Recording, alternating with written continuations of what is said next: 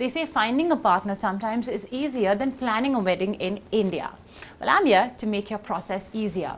I'm at the beautifully decorated Anita Dongre flagship store in Car in Mumbai, and I'm joined by Vikram Mehta of Mpire Weddings and Events, ace wedding planner who's had a lot of years of experience. Let's precisely find out how many years of experience. Thank you for having me. Vikram, thank you so much for joining us. And yeah, tell us a bit about yourselves. Since how many years have you been doing weddings? When was Mpire launched? A little bit about your first wedding as well, by the way. Okay, so first wedding, wow, I was a novice at this. This was like what, 7 years back. Okay. And I actually did it in Bangkok for a friend of mine, actually, a friend's cousin. And I come from an event background, so they just asked me to supervise the whole wedding. I went with a team of 2 or 3 people. Yeah. I mean, it was a big fat Indian wedding. I went with a team of 2 or 3 people and we pulled it off. Yeah. And just the rush of doing weddings was Yeah. a different ball game altogether compared to the rest of the events that we do. So I took off from there. It became a new vertical. I set up a new team, and yeah, the rest is history. And I think you started off as well when the whole destination wedding thing became a trend. Yes, and, it started I think when I picking up started, since it then. wasn't a big thing. I Yeah. think Goa was a destination. Yeah. Now Goa is like, okay, it's Goa. It's not It's a a wedding, destination yeah. anymore. But yeah, when I started, it was the whole niche business in terms of doing destinations, and I kind of concentrated on that because I thought it was ahead of time in terms of getting management planners for destination weddings. So I think initially we had, do you want to walk around? Yeah, sure. I think initially we had a lot of inquiries for Bombay weddings, but I was more keen on doing destinations and finding new places and kind of pitching that as an option to clients. And when you do one wedding, it kind of spreads that, hey, this is a like for instance Mussoorie. Yeah. I did Mussoorie 5-6 years back when most people never thought of doing Mussoorie. So when I first did Mussoorie, it became easy for me to pitch after that to others because it was like what, 400 people there. It kind of spread that this is a big wedding. Like Dehradun, everyone was like, oh, this is a big, like entire Dehradun knew there's a wedding happening. So it was a different, yeah. So I guess that's how, and now it's like rampant. Every second wedding is a destination wedding. Yeah. So tell us, is that, I wanted to also talk to you about some of the most popular trends that we are seeing in weddings. What is it then that the bride and groom of today wants when they come to you that, okay, we're getting married on so and so date? What is it that they would like, One thing in that's their common wedding? is they'll be like, thoda hatki do, something that's never been done. That's not possible. I think that like that's there are common, a few 100,000 weddings in India in a year. But I think most people now go for destinations, like I think in the sense of how exotic is the destination. Okay. There are some who I think I would still call that intelligent, that what they do is they consider a run-of-the-mill hotel or a run-of-the-mill destination, but then they try to concentrate on how they can make it different. Okay. You would only see that probably in a lot of younger couples. Okay. Bride and grooms who live abroad, who probably are handling the whole wedding on their own. Yeah. They'll pick a simple destination or a simple hotel they've heard of or they've had their friends get married there, and then they try to curate their own style with us. Okay. So it works both ways, and then there are some who want to go for an exotic destination, but then the process is longer because then you have caterers, you have to make numerous trips there. So I think there are, pros and cons in both styles, of working.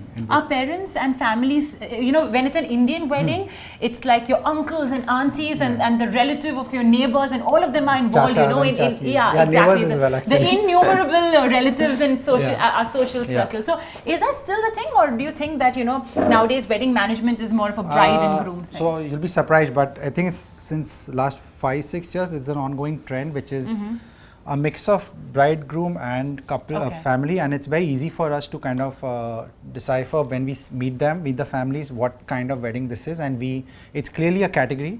So when it's a wedding which is only the bride and groom kind of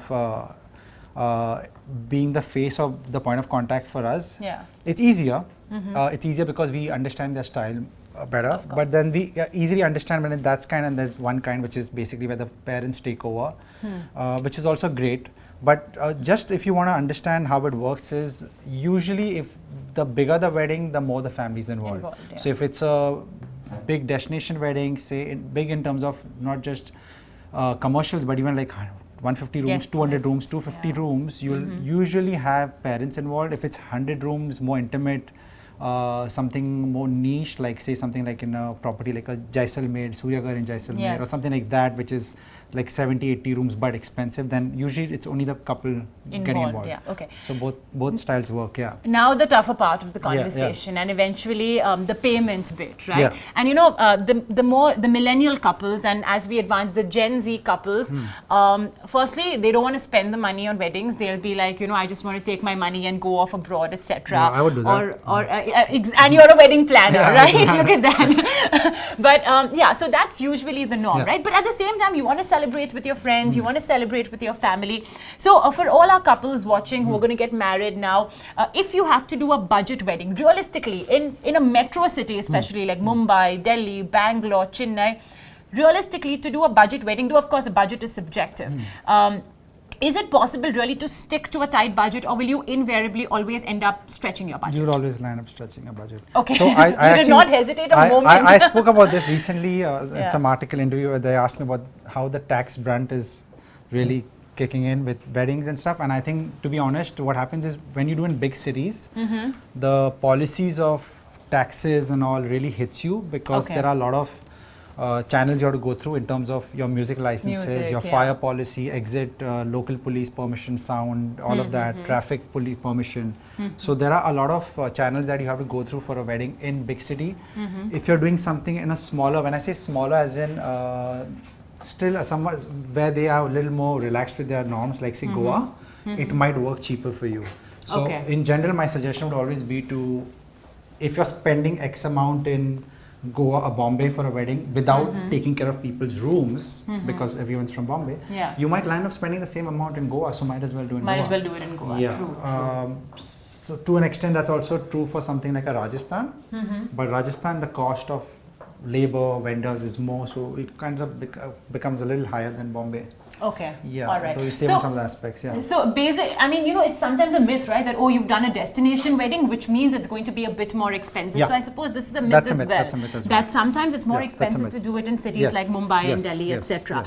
Now, of course, we're in the Anita Dongre store. Do you get a lot of Anita Dongre brides, by the way? Yeah. Like I think 8 out of 10 weddings, the brides are wearing Anita Dongre. So is there something, you know, for example, I noticed that the lehengas all have pockets, which believe me, as a woman, I know the importance of a pocket, even though half our outfits do not have a pocket. But yeah, you can see, like, you know, most of the outfits are very light. Exactly. And this is something that we ignore as well. That if you're doing a destination wedding, the kind of luggage you have to carry with you, would that be something that you would advise viewers on, that how to go light? I think with regards to, see, lehenga or like the wedding dress is such a sensitive thing for every bride.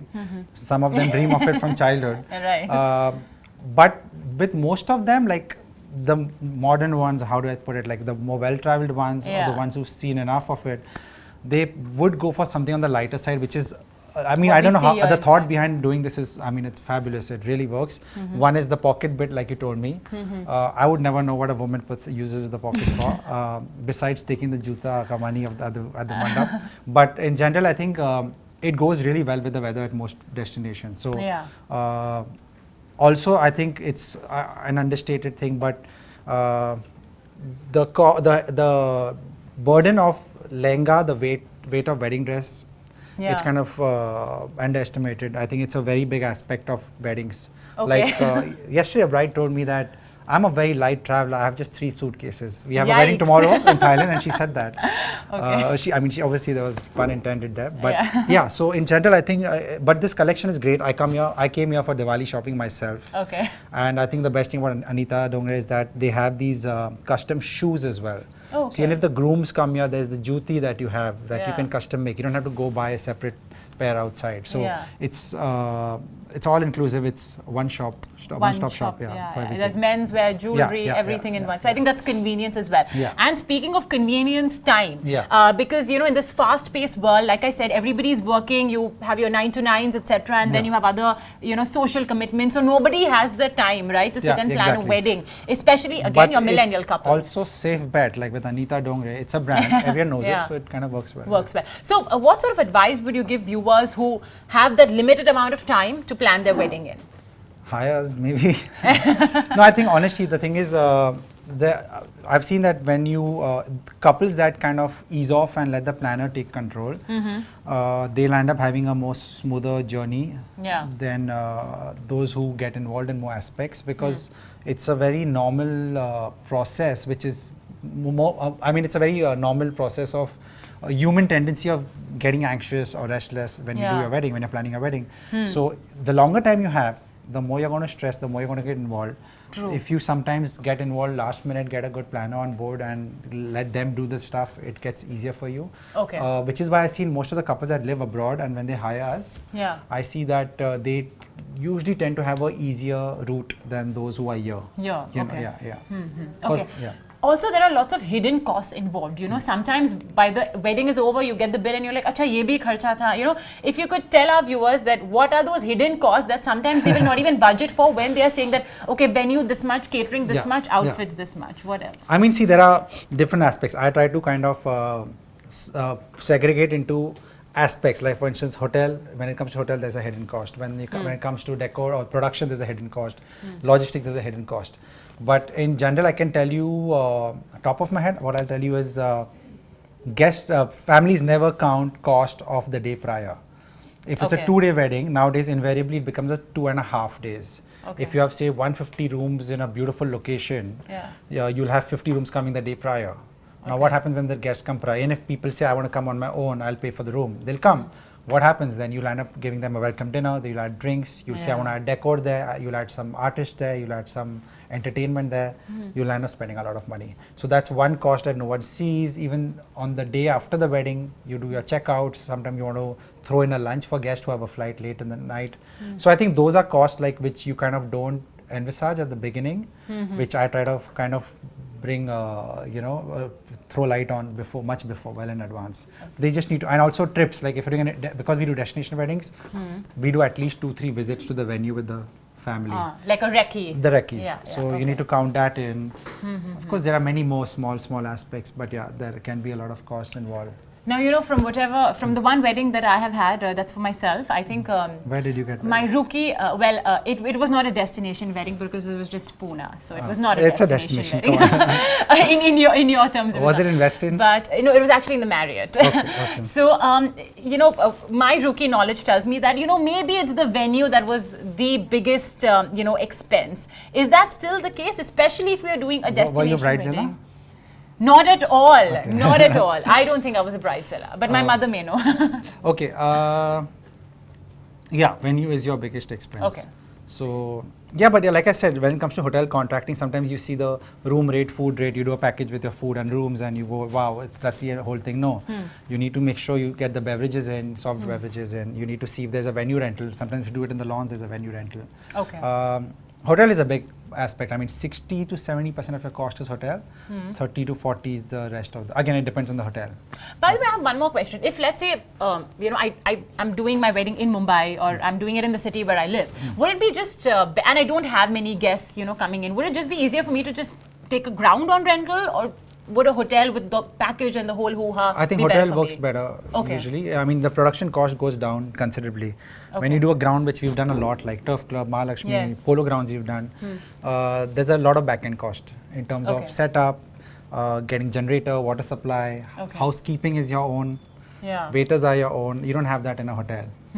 Getting bathrooms ready, so it's I think easier when you do in a hotel. Okay. But again, like if you crack a good deal, you never know how it works, it's a bit subjective that way, but otherwise a hotel just has everything ready. But I would like to mention one thing, like when you do a wedding in your own city, say if you're doing Bangalore for instance, like the traffic is ridiculous, so you'll end up spending a lot of time getting, guests don't always come on time, and then there's a little, the attention span is less because they kind of land up hopping to another place or want to get back home. But it's a destination is easy because everyone's at that particular location, hotel for you. So in terms of experience, I think it always works better with destination weddings. Not trying to sell it, but just no, but I mean, like Vikram said, right? Sometimes we underestimate a destination wedding. We just completely write it off saying that, hey, it's too expensive. But sometimes that works out better. On that note, we're out of time. So Vikram, thank you so much for giving us that short, sweet, concise, all you need to know before you plan your wedding. Folks, bookmark this link, and of course, don't forget to continue watching The Money Show for more such wedding episodes.